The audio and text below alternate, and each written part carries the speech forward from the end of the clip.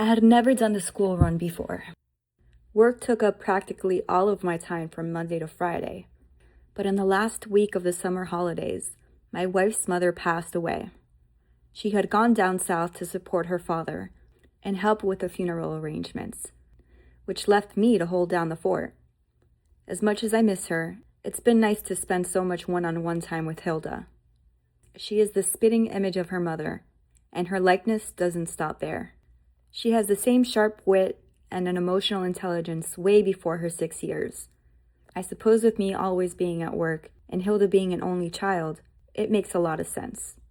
They spend a lot of time together, especially over the holidays. Hilda was happy to give me directions as I drove her to school. I do know the way, of course, but I enjoyed playing along with the idea that I didn't. "So, first day of your year too," I teased. She turned and frowned at me. I could tell exactly what face she was pulling without taking my eyes off the road. "What?" I laughed. "It's year 3, actually," she said, matter-of-factly. "No way! When did you get old?" She just smiled and turned to look out the window. "Daddy?" Whenever she had anything to say, Hilda always had to say my name first, then wait for my response. I told her many times that she could just start talking, and I would know that she was talking to me. But it didn't seem to ever sink in. It was cute, if not a little frustrating sometimes. "Yes?"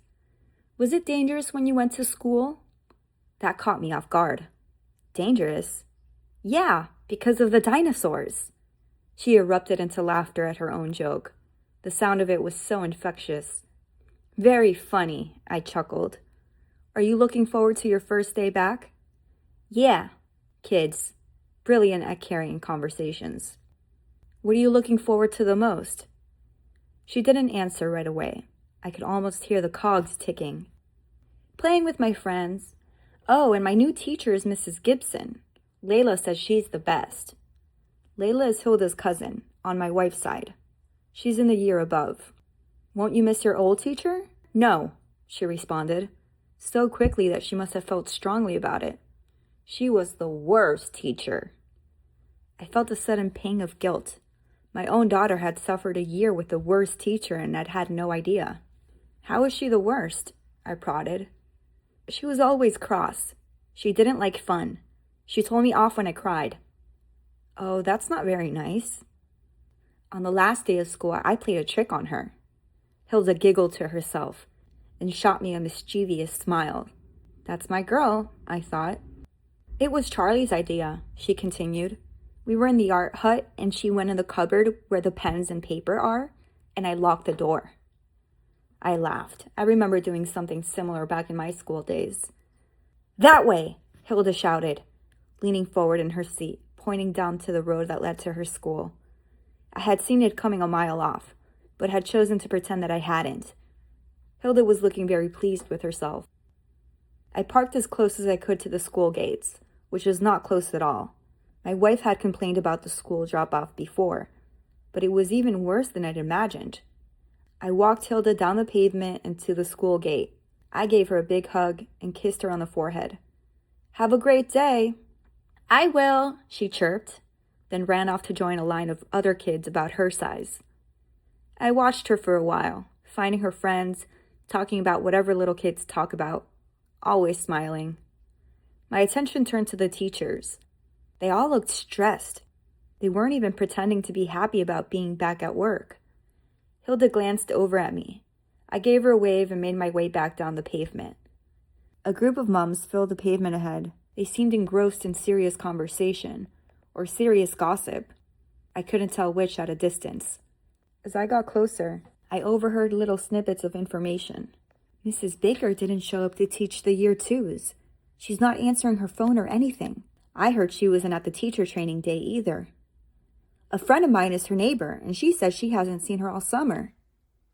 I stopped in my tracks. A wave of dread rushed over me. Mrs. Baker? The year 2 teacher. Hilda's teacher last year. I turned back towards the school and marched up to the gate on wobbly legs. The children had all gone inside. I walked up to the reception and tried to calm my breathing. Hi, I'm Hilda's dad. She left her coat in the art hut before the summer holidays. My wife asked me to get it back. I just about managed to get the words out. Yes, of course, the chirpy receptionist replied. It's just around the left side of the building. It's not been opened yet, so here's the key. Just drop it back when you're done. You can leave it open. She smiled a bright, overly friendly smile and returned to her work. It's a coincidence, I kept telling myself as I walked around the left side of the building.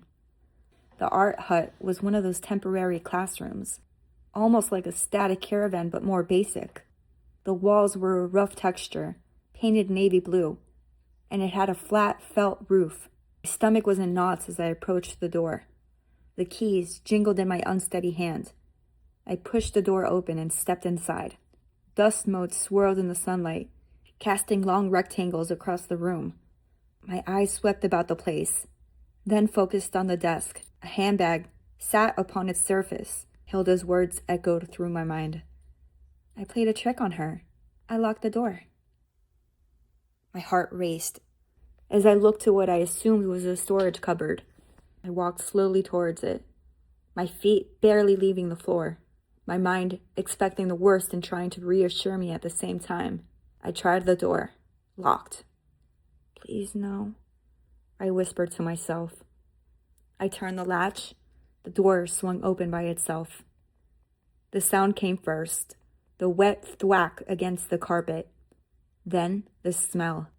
I leapt back, gagging, covering my face with my hands as my breakfast sprayed out from between my fingers. As much as I didn't want to look, I couldn't look away. She was curled in a ball, holding her knees to her chest. I guessed she had been leaning against the door. Her skin was brown and leathery, wrapped tightly around her bones. Her white summer dress was stained with large, wet blotches of yellow and brown.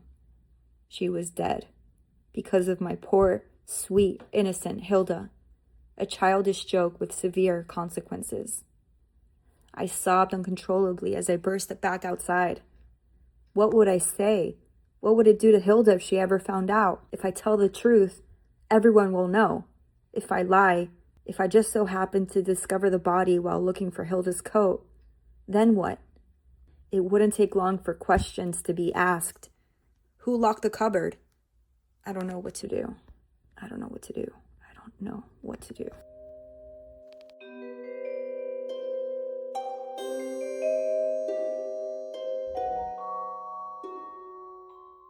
After having been single for the past 3 years of college, I wanted to dip my toes in the dating scene. I installed Tinder and swiped right until my thumb turned purple. Excitedly, I got a match fairly quickly. Her name was Bella. She was a petite, 21-year-old woman with sandy blonde hair and dimples that made me melt on the spot. According to her profile, she went to the same university as me, and she was a junior in college. After some back and forth between the two of us, she surprisingly invited me to a party in the wealthier part of town. She said she knew some friends who were going to be throwing an absolute thrasher and wanted to bring a date. I agreed immediately. We chatted some more, and I agreed to pick her up at 10 p.m. The plans were set. Beaming, I threw my phone on my bed and fist pumped the air. That was far easier than I could have imagined. Later that night, I picked her up. I fully expected her to be a catfish. But lo and behold, as I approached her address, she was already standing on the curb, smiling and waving excitedly. She was wearing a beautiful sweater and stylish pants that fit her curves well. If I'm honest, the outfit she wore kind of made her look older than I initially pictured, almost like a soccer mom. But that's neither here nor there. She got in my car and we headed toward the party. As my car rolled up to the address of the party, my jaw dropped in awe. The house was massive and had the appearance of a souped-up, grandiose mansion. I asked Bella if this was actually the house, and she nodded emphatically. On the way to the door, I was in shock at how fancy the yard and exterior was. It truly looked like an establishment owned by a multimillionaire. Strangely, though there were only a handful of other cars parked in front of the house, despite the loud volume indicating there were far more people inside. As we got closer to the house, my estimates were right. In the windows, I could see probably over 100 people dancing and partying inside, while music emanated from the interior. As soon as Bella and I came in through the door, however, it felt like everyone in the house froze for a brief second. I'm not exaggerating when I say it looked like every single pair of eyes in that house were on Bella and I just for a moment. Then, as if I had imagined it all, the party resumed and everyone continued dancing as if nothing had happened at all. I noticed immediately that something wasn't right. These people, who I assumed to be college students, all looked to be in their late 30s to 40s. I couldn't tell if there was a single college student in sight. Much like Bella, they were all dressed as they were all attending a book club instead of a late-night weekend thrasher. When I whispered my observation to Bella, she just brushed it off immediately, saying they were probably just all upperclassmen. I suppose she had a point, and we made our way to the drinks to loosen up. As I approached the drinking station, I turned around and realized Bella was nowhere in sight. I texted her asking where she was while I took my first sip of spiked fruit punch. While I was standing there, I could have sworn I kept catching people staring in my direction in my periphery, but they shifted their eyes as soon as I turned my head. I was starting to get seriously disturbed, and a knot formed in my stomach as I waded through the crowd, trying to look for Bella. Eventually, I made my way near the back of the house and found a hallway that wasn't occupied with clumps of people. Walking down the hall, I read bathroom on a sign and followed it. Great. Just the breath of air I need. I sat on the sink replaying the oddities of the party in my head when I heard a knock at the door. I yelled, "Occupied!" But the guy on the other side of the door insisted he had to use the bathroom. I reluctantly opened the door, and to my surprise, the guy was the first person who actually looked like a college student. He was young, tall, and was actually dressed like the people I'd been accustomed to seeing across campus during my time at college.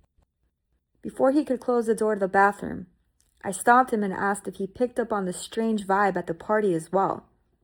He smirked for a second before leaning in and dropping his voice to an almost imperceptible whisper. "Take a look around. Do these people really look like college students to you?"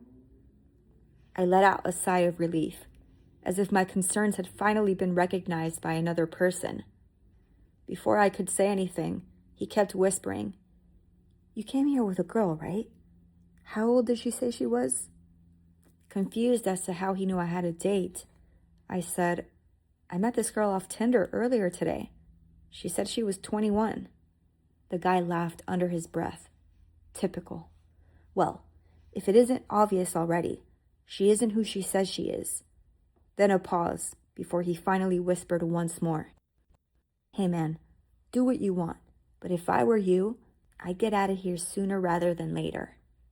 And with that, he shut the door before the hallway became dark and silent once again. I had heard enough. I quickly made my way to the door, feeling everyone's eyes on me like daggers. Just as I was about to leave, I heard my name being shouted by a person I can only guess to be Bella. I didn't stop to see. I closed the door behind me and jogged back to my car. I peeled out of there and started driving back home. Something ate at me though. On my way home, I drove back to the address I picked Bella up at. Curiously, as I pulled up, an older couple had just arrived home and they were walking to their door. I don't know what possessed me to do this, but I rolled down my window and shouted a question I already knew the answer to. "Excuse me, sir, do you have a daughter named Bella?"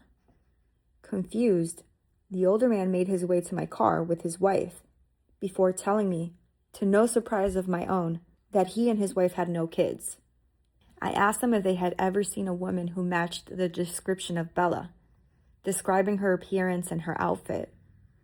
To my surprise, they mentioned seeing a woman who matched that description identically, standing outside of their house waiting for a car almost weekly. They had just assumed she lived around the area and that was their designated meetup point, given that their house was on a corner.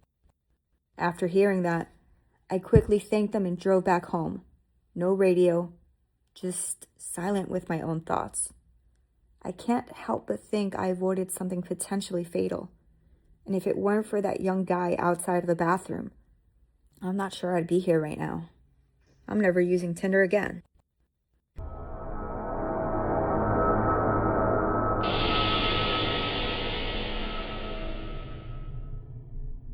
Thank you for listening. If you like this channel, please like, share, and subscribe, and I'll see you next time. And remember, déjà vu happens for a reason.